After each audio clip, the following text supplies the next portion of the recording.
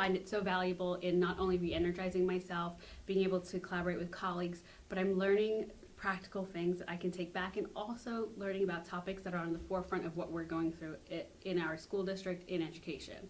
The big talk now is about 21st century skills and the soft skills that students need to succeed in the careers and the world that they're going into, and these are all part of executive function. You know, being able to manage, being able to collaborate, supporting your world, being an empathetic person, to be cognitively flexible, to work with people of varying backgrounds. You know, it's a global world, and that's where we need to continue to move our students forward.